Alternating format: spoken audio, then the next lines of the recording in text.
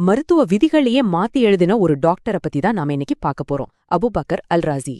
மருத்துவ உலகத்துல இவரை ஏன் ஒரு லெஜெண்ட்னு சொல்றாங்க? வாங்க பார்க்கலாம். சரி, 10ஆம் நூற்றாண்டுல வாழ்ந்து இவருக்கு அப்படி என்ன ஸ்பெஷல்? வாங்க தெரிஞ்சுக்கலாம். அல்-ராஸி தான் முதல்ல பரிசோதனை அடிப்படையில மருத்துவம் பார்த்த ஒரு முன்னோடி.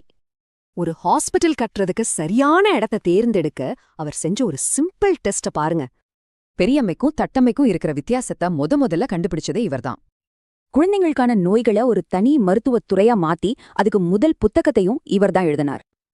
ஆச்சரியமா இருக்குல்ல? இவருதான் உலகத்தோட சைக்காலஜி நிபுணர்கள்ல ஒருத்தர். மருத்துவத்துல ரொம்ப நேர்மையா இருந்தாரு.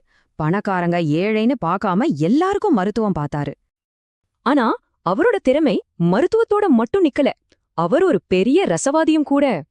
ரசாயன பொருட்களை முதல் முறையா வகைப்படுத்தினது இவரோட புத்தகங்கள் தான். இவர் சொன்ன பல கருவிகளை பல வருஷமா மருந்து கடைகள்ல பயன்படுத்திட்டு இருந்தாங்க. இது எல்லாத்தையும் விட அல்-ராஸியோட மிகப்பெரிய பலமே அவரோட பகுத்தறிவு தான்.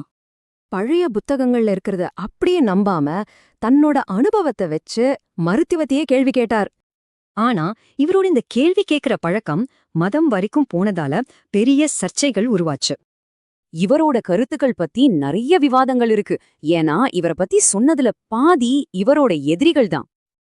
இவரோட தாக்கம் மத்திய கிழக்கிலிருந்து ஐரோப்பா வரைக்கும் 1000 வருஷமா நிலைச்சு நின்னுச்சு. தன்னோட கண்டுபிடிப்புகளை 200க்கும் மேற்பட்ட கையெழுத்து பிரதிகள்ல எழுதி வச்சிருக்காரு. அல்-ராஸியோட கதை நமக்கு ஒன்னு உணர்த்துது. நாம இன்னும் கண்டுபிடிக்காத விஞ்ஞான மேதைகள் எத்தனை பேர் இருக்காங்களோ.